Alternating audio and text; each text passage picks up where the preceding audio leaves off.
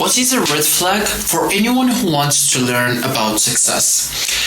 I started learning from self-help books since I was 14 years old, and since then I never stopped reading. But there's few tricks to this, because just in the past month alone I read about 7 of the most famous self-help books.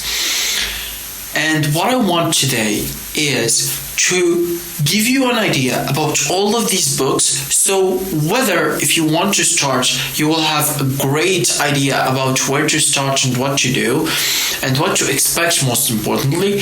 And the other thing, even if you don't want to read, or you are not the person who likes to read books, you're gonna end up with the solutions from the books without actually reading them. And the way that I'm going to do is I'm going to go through book by book by book by book, telling you what I learned from them and also the essence of the book itself. So I guess it only makes so much sense for me to start with one of the most iconic, Think and Grow Rich by Napoleon Hill. So this book is absolutely a masterclass. It's one of the only books, in fact, in the past month that I came back and I read twice.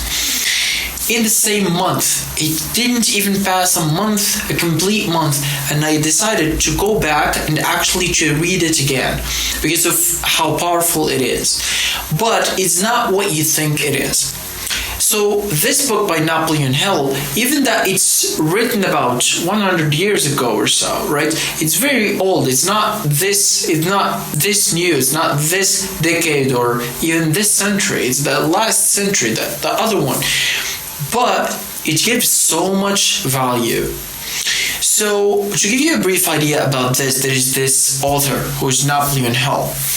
This guy has devoted 20 years of his life just to learn and study the successful people and why they succeed. The theories, or some theories, say that there is someone who was the richest man in the world at that point, who was Andrew Carnegie, the author of How to Win Friends and Influence People and a lot of other books. He devoted this guy, so the richest man devoted this guy, is Napoleon Hill, to study the richest man in the world for 20 years, so he shares the secrets for the masses. It makes so much sense because the value in it is insane. So the books gives you a lot of principles. These principles, each one of them is supposed to give you one step towards success, right? So one of the first ones is auto-suggestion. What does this mean? This sounds crazy, but at the beginning, Napoleon Hill says something insane, which is there is an energy that flows, there is a vibration that flows in the ether. Every person has his own vibration, and those vibrations are the ones that determine our destiny, our life, our characters, our energy, what we do, what we did, what we think, and everything. And he goes on explaining what is this, what does this mean, and he says, well, there's something called the unconscious mind. The difference between the conscious and unconscious mind is that the unconscious mind has the access to this energy, has the access to this vibration. So when you think about it, you're like, okay, well that makes sense, but why and how and all of those questions, you're like, what? This is the first definition, right? For me personally, I did a research about unconscious mind.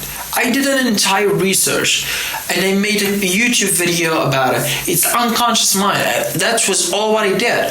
When I heard it, I was like, what? I never heard of that before. It's so insane.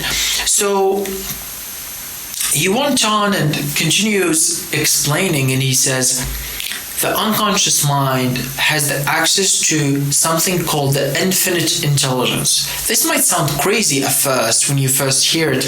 I promise. You will get used to this. So he says he goes on explaining that, well, there is something called the infinite intelligence. With conscious mind, it's only finite intelligence. With the unconscious mind, it's those infinite intelligence. What does he mean by that? He means, when there's something about to happen and you just have a feeling that it will happen and it does happen? That's your unconscious mind with the access to unlimited intelligence. And when he says the only way for you to tap into this unlimited intelligence is not only by thinking of it, but by first you have to be trained, right? Trained to use it. But the most important thing, which is mix what you do with the emotions. And probably you have had that. People call it inspirations, hints, people call it visions. You can call it whatever you want. It's all of that is part of it. You feel the emotions, you feel that energy going through it. And those things are usually what are basically what happens. It's the truth. And he goes on explaining that is the access of the finite mind with the unconscious mind to the infinite intelligence. It's insane.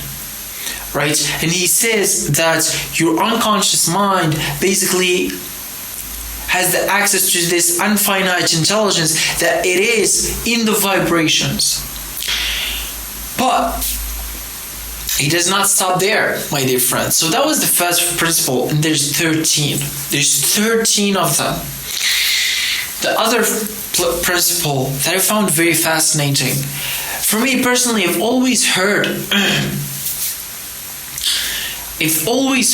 about networking. Your network is your net worth. Your network is your net worth. Everybody says that. You're the sum of the closest 5 people, etc. Everybody hears that. But you're like, dude, how can I find those people? Should I sacrifice the people that I already have? Should I just leave them? Should I just go on a trip to find those people? How can I find those people? What are the criteria that I can choose those people? Who are those people? And Napoleon Hill does not only tell you that, but he goes on even a few steps further. So he says, a mastermind alliance, which is something I've been building for a while. Since the first time I read this chapter, I started building my mastermind alliance. You know what I mean? I even made a video about it on YouTube. I said, hey, I'm building this mastermind alliance. If you're interested, hit me up and let's make it. So this mastermind alliance explains the theory that I truly believe in, which is 1 + 1 = 11. But not only that, because in the book it's not 1 + 1, but 1 + 1 + 1 + 1 about 26 times, 62 times, 63 times. That's an insane multiplier, right? And I was like, okay, so this makes actually a lot of sense, but explain to me more, give me the more details.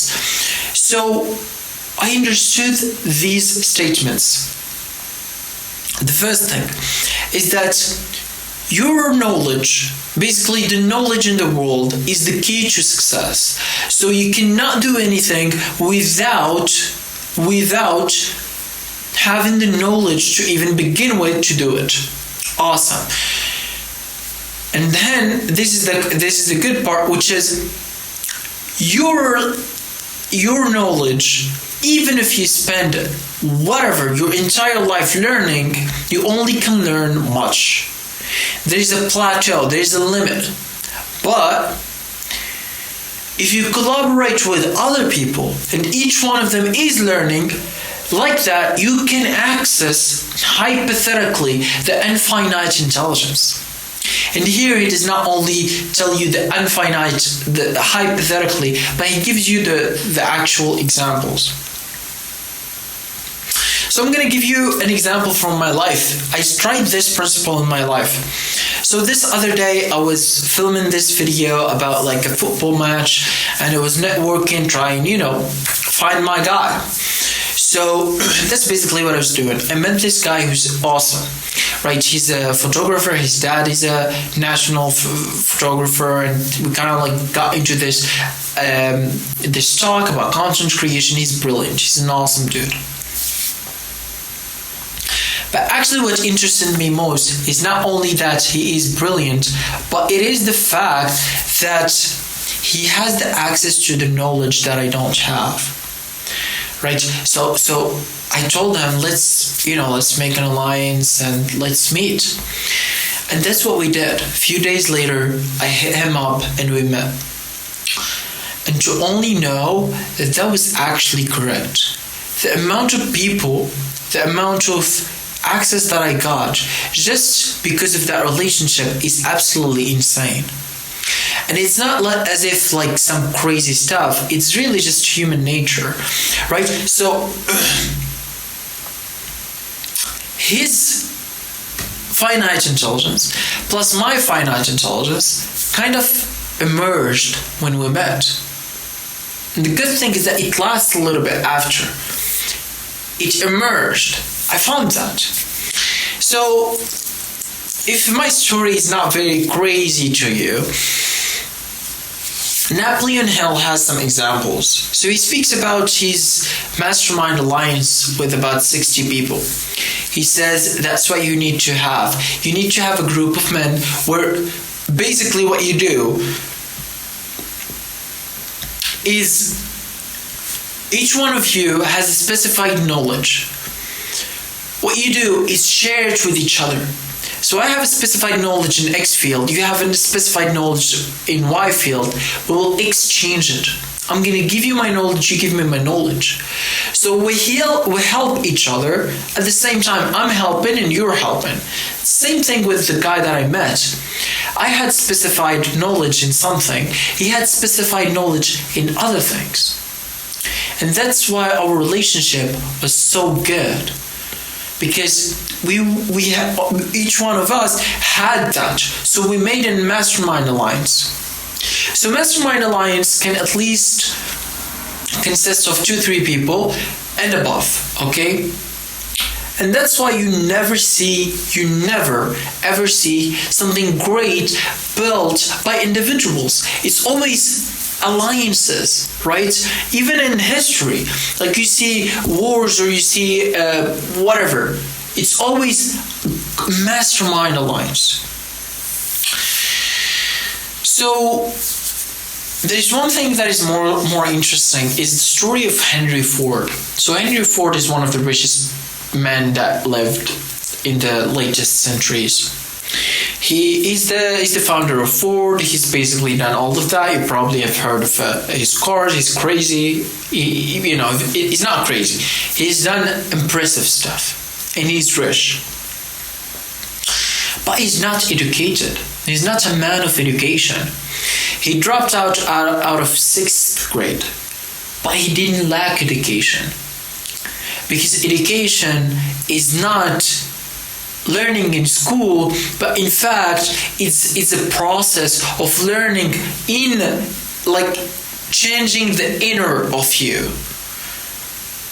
right? And the word education coming from educ, which is a Latin word or Greek word that means from the inside, which means you have to change something from the inside. And that's what Henry Ford did. And the same thing goes with Thomas Edison. And the same goes with Dale Carnegie, etc., Andrew Carnegie.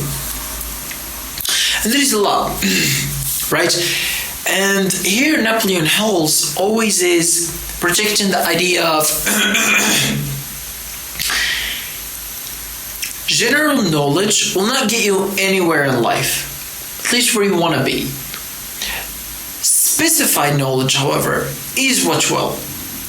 Because specified knowledge is what will work for you. Right? And Napoleon Hill says this, it's like he says specified knowledge. As an example, I'm gonna give you a service.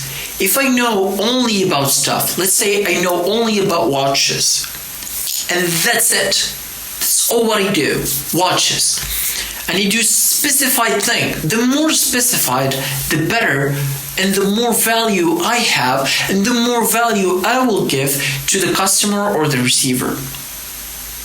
Because I have this specified knowledge, the niche of a niche of a niche. And he goes on and he says, universities have a lot of general knowledge, but what you really need is specified knowledge. And that's why a lot of people struggle to get or find jobs. Because if you're good at just only one thing, you're awesome at it, it should be easy to get jobs. But if you're good at 10 things, you probably are not very good at any of them. Right? So that goes into focus and concentration. You have just a limited amount of energy. You have 100% of you. So it only makes sense for you to give it all to just one thing. Because if you're going to give it to 10 things, each one given 10%, and another guy like me gives 100%, I will beat you any time of the week. So that's the thing that you have always to keep in mind. Right? And he really protected this idea, and they do protect it too, because they truly do believe in it. I see a lot of people distracted, and I was too. At some point, I really lost a lot. I lost money, I lost my projects, I lost my friends, I lost a lot of stuff just because I got distracted at the wrong time in the wrong stuff. Good.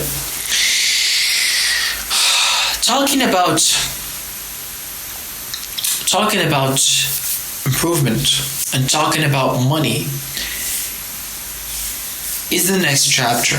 So the next chapter goes on about fears. Napoleon Hill gives you about 9 fears. Number 1 is poverty. 2 is criticism. 3 is the fear of losing love. Fourth, I guess it was death. I don't remember. But it was something like that. It's old age. Then he goes on until death. And the most interesting about this chapter, I really, really, really do invite you to go read it, which is,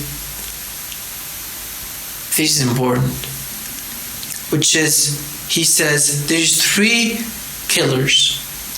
There is doubt, there is indecision, and there is fear. These 3 are mostly interconnected. If you have one, you probably have one of the other 2. Or if you have one, you probably have them all. And he goes on and he says, whenever there is indecision, there is fear. If you're indecisive about something, you are fearing something, and that's why you are indecisive. Otherwise, you would make that decision in the first place. It makes all the sense. I was like, wow, this is actually brilliant. But he goes on in the characteristics. He goes, the fears, which is the most important of them all, right? So, okay, I'm not gonna jump here. So doubt, you have to eliminate doubt. Just never doubt yourself. Because if you doubt it, unconscious mind, it reflects on the reality. Because that unconscious mind is like the programming. Imagine you're programming a program, right? And you have the code. You can insert the code, whatever code you want. That is your unconscious mind. Give it the right codes. And that's why there is another part, which is auto-suggestion. This auto-suggestion, I'm going to go through it briefly here because it's important, but yeah, I think the other stuff are just as important. So, auto-suggestion is basically telling yourself the right stuff at the right time in the right way so you have the right stuff that you want. So, as an example, I'm going to give you an example. You've seen a lot of stuff that they say, that will never work for me. It will not work for you. You're right. You're completely right. They will say whatever it is. You're like, look, if you're going to jump, your feet are not going to touch the ground. They're like, that will not happen for me. It will not happen. They will not jump. They will not make that jump. Even if they jump, they will manage to like keep their toes on the ground or something. That was a bad example, but still, I hope you got the idea. which is like what you give to your brain. And here Napoleon Hill goes on in a deep dive on how what you say, you have to say what you want to be, your desires. You want to know what you want, and you want to know how you want it. So not only the way, or like, so he says, you say what you want, you say when you want it, and you say what are you willing to give in order for you to get what you want. So as an example, I want to watch. Okay, good. When do I want to watch? Before the end of the year? Great. So I want to watch before the end of the year. What am I willing to do in order for me to get this? Because there's no such thing as something for nothing. So I have to give something to get something. So probably I should go work somewhere, find a job, get some money, save it, then go buy a watch. Something like that. So that's it sounds like a plan, but it's more practical on what you will give. So it's different. Okay. Let's keep with the fears, right? Going back to the fears. So there's a lot of characteristics about fears, right? So as we said, doubt, you never should doubt yourself, right? So you should also suggest to your unconscious mind positive stuff. Positive affirmation, whatever you want to call it. The other thing, which is also as important, which is indecision. Every successful person that I have studied in my entire life, me, is very decisive, very fast, right? And I always found it fascinating. Even my brother, my older brother, who's my business mentor, I meet him every 1 or 2 years. We sit for 1 or 2 hours and he gives me the lessons that I have to learn for the next 2 years until I meet him. The last time I was with him, he gave me something that I'll never forget. He told me, Yasin, you're indecisive. You're scared. And I was listening. I was hooked because I knew that. He said, you have to learn to make decisions and make them fast. Because one day you will sit at a table just like this and you will have 2 people against you. So it's you and there's 2 people. They will present you at the moment, at the table, a business or a job offer. They will tell you, hey, we have this job offer for you, but it's in the other city. It's outside of your city. And you have to decide then, at that place, at that time. And you have to do it. So you have to get used to making decisions. So when things like this happen, you're used to them. And look, I understood it was very important. And imagine, it's been about 9 months since he told me that, and I still remember it. I still remember it word by word because of how important it is. That's something I'll never forget. So, the idea behind this is like you have to make decisions and make them fast. And even Napoleon Hill, he talks about Henry Ford. He says, Henry Ford made a car, so one of his cars that he made, and he made a version of it that nobody likes. Everybody was against him, but he made a decision, and he made it fast. So here he describes those people. He says, look, they make decisions fast, but they're very slow at changing them. So Henry Ford made or decided that he will make a version of the car. He said, I want an 8-cylindric motor car. That was not something that is possible at that point. They were, you're crazy. That's something that we cannot do. He said, I'm going to give you 6 months. You have to do it. That's it. He came back 2 months. They were like, we have no clue. We're not making any progress. 6 months later, we got no clue. We have no progress. 1 year later, they meet up again. What are you up to? We got no clue. Then he said, you have 2 months, you have to make it happen. Or something like that. and they just did it. And everybody was against him because it was bad, right? It was a bad idea. But he made a decision, never changed it. And if he changed it, it's very slow, which is a characteristic of the successful people. Awesome. Now we got doubt, we got indecision, we go back to fear. So fear is very important in my opinion, because I think doubt is easy, indecision is always related to fear. Because when you're indecisive, you have all of these fears that are coming through your head. And the problem is that not all the fears are easy to detect, because some of them are just deep inside your unconscious mind in a way that you cannot detect them. It's hard for you to detect them, and that's why it makes it very difficult. Napoleon Hill here describes, I'm not going to go through all of the types of fear, I'm going to just go through the fear of poverty, because he says that's the number one fear in the world. Everybody has that. And he explains how in the time of depression, right, the Great Depression, everybody knows that. In that time, actually the depression was not caused by the stocks market falling down. It was actually caused by the people panicking and fearing poverty. So the stock market crashed and the depression didn't happen until 3 years later. Here's how. So the stock market crashed. Nobody has stocks, like except the richest men had stocks back then. Not everybody has them, so it's not a very public thing. So what happened is that people have that paranoid. They panicked and they feared poverty to the point that everybody was cashing out the money. Because they cashed out all of the money, that what caused depression about a few years later. And that's how the fear of poverty is very crucial.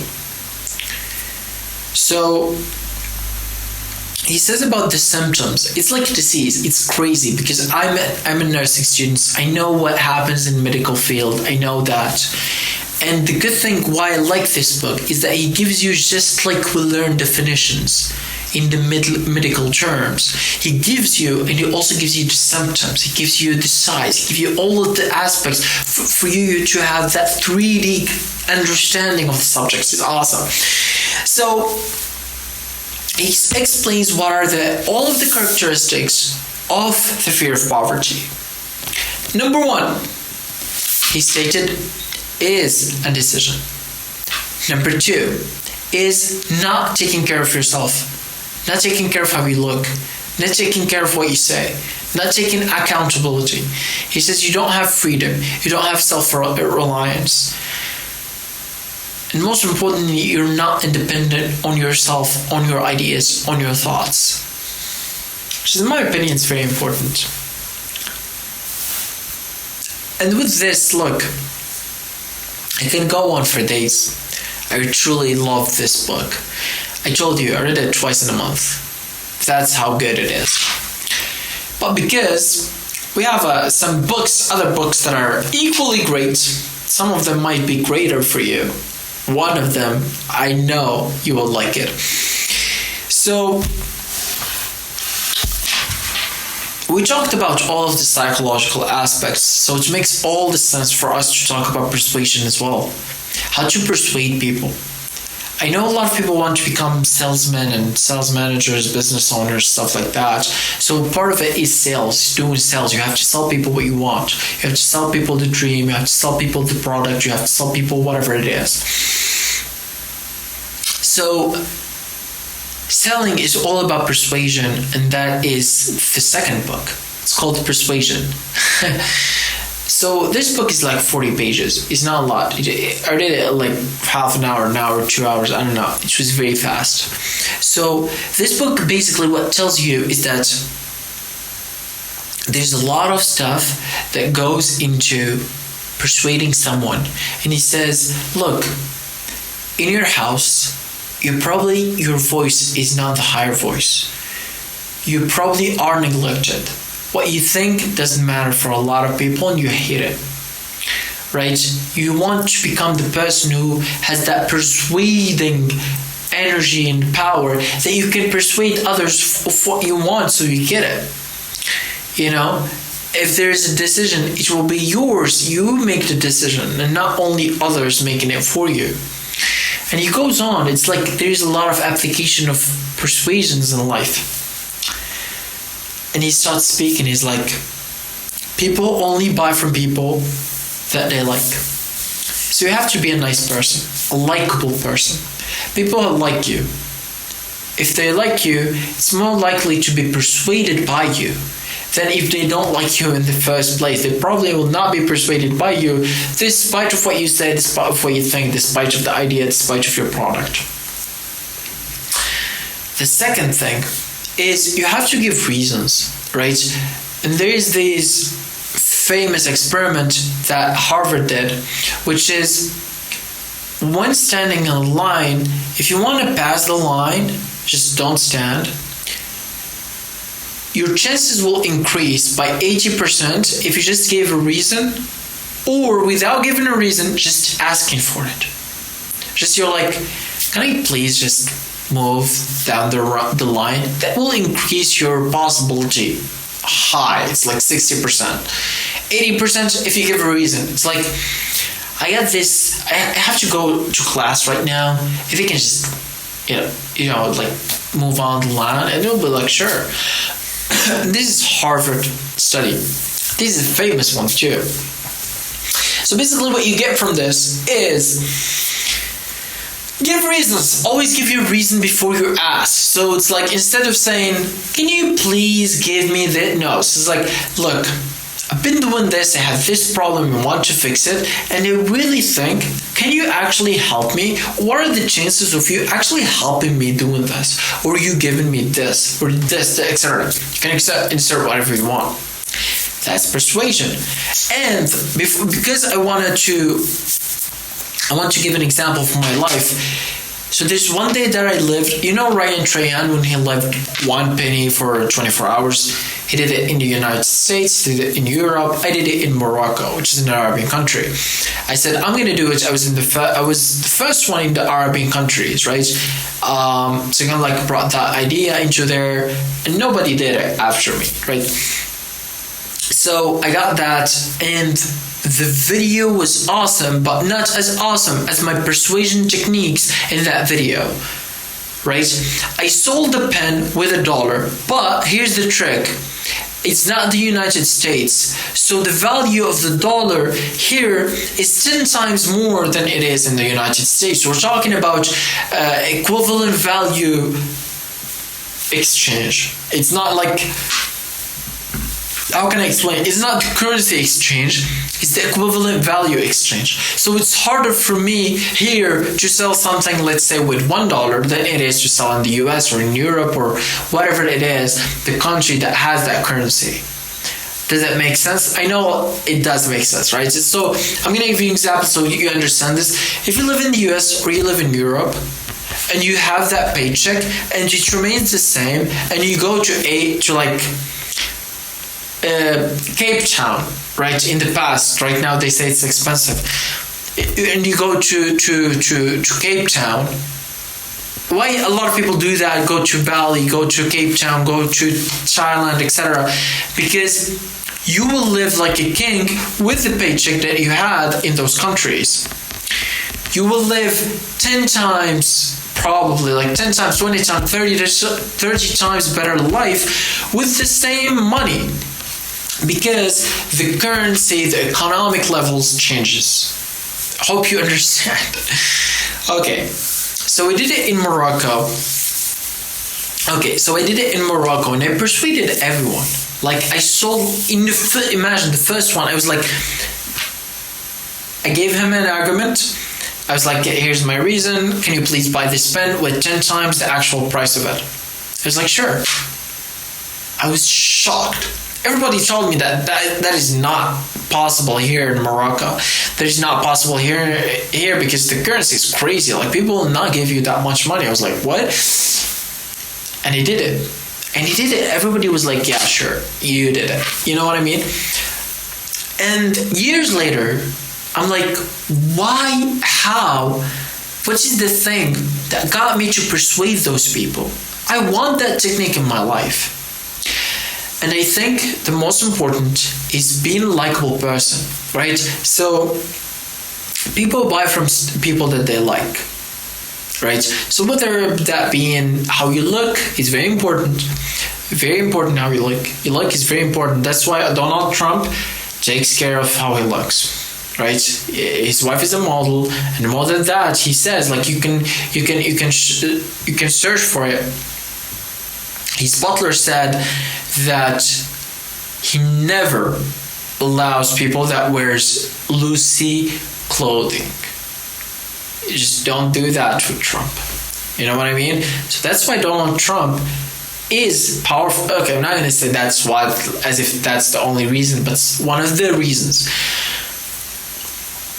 And also Alex Hormozi, who's known for acquisitions of private equity, just recently said that the best salesmen in the world are hot women. And it was like, okay, good. So how can I implement that? For me, is being at least a hot man. Because being beautiful will just dramatically increase the likelihood of people being persuaded by you. And I see it, I look at my life and I'm like, okay, does this apply to my life? And I'm like, sure, of course. If someone is gorgeous, you know, when someone is gorgeous and comes to you and is like, look, I really want you to buy this thing from me. Okay, wait. Alex Hormozi said, I'm sorry because I didn't complete the sentence. He said, the best salesman in the world. Okay. Alex Hormozi said that the best salesmen in the world are hot women who can deal with rejection, can deal with saying no. I was like, okay, how can I do that to myself? Is exactly by being a hot man and dealing with rejection. I already have the first one, I just didn't have the second one. The first one, I have the second one, right? I deal with rejection, I get rejection. Like whenever I ask, I expect that no. But the other type, which is like you have to be gorgeous, that's something that I didn't think about it. And you know, even at the beginning of this brand, YT Galaxy, like the branch YT Galaxy, I didn't really care about how I looked at the beginning. And that's why I say like that fears of poverty really hit me hard, because he said, if you don't care about how you look and other people perceive you, you probably have that fear. So, and not only that, is like, I look at the analysis. So I know you love analyzing in the data. I look at the data and I found that the videos when I look good do dramatically better than the videos when I don't look good. And because I have other channels, I tested a lot of stuff for a very long period of time just to realize, like I did an analysis of 91 videos, right? None of them I spent zero money on them, so they're all like zero money videos, right? And all of them, I found that basically the best 10% is where the picture looked great. And guess what? I'm the part of the picture, so I must take care of myself. That's my duty. That's my work, part of my work. Great. So when you look good, your videos, if you're a content creator, will do better. And if you're a salesperson, you will convince people more, you'll sell more.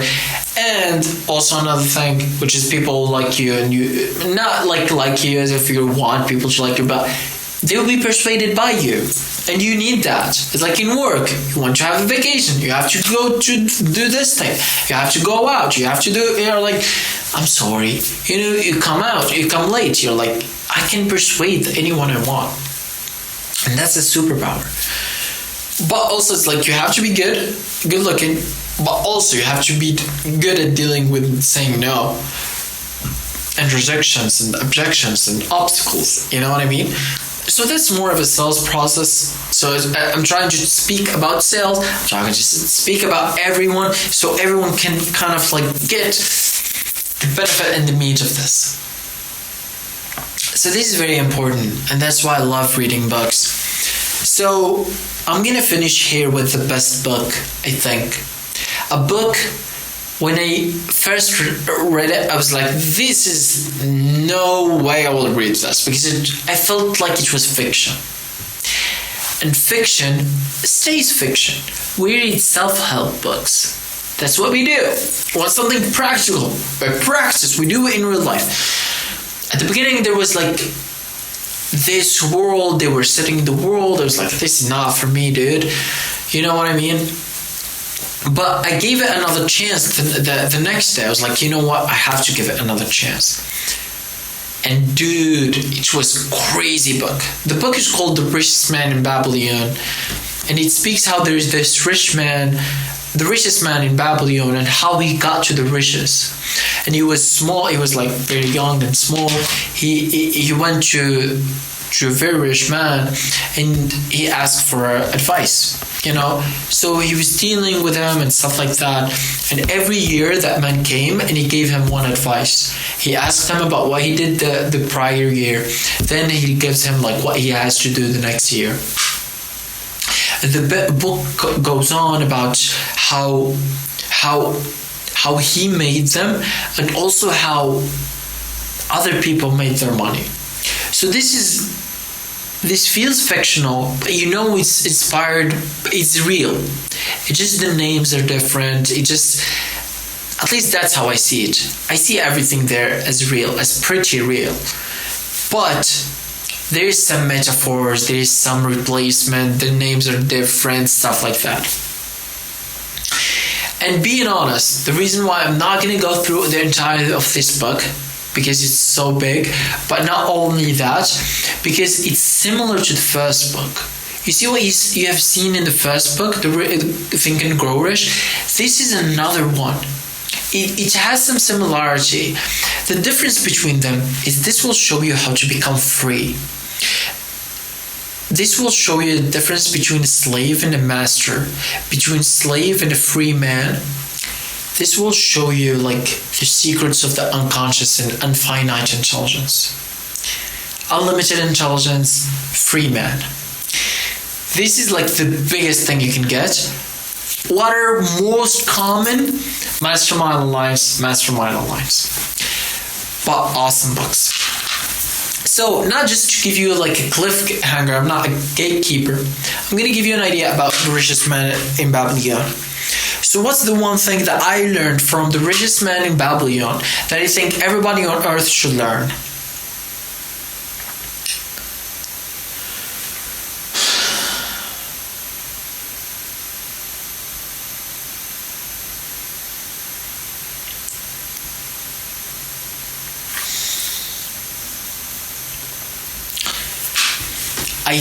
I truly think that it's something that is not directly stated in the book, but it is indirectly stated, which is always look at the data. There is nothing more important than data. Because once you see the stories, there's some questions that are asking the characters each other. It needs you to understand your data so good in order for you to respond.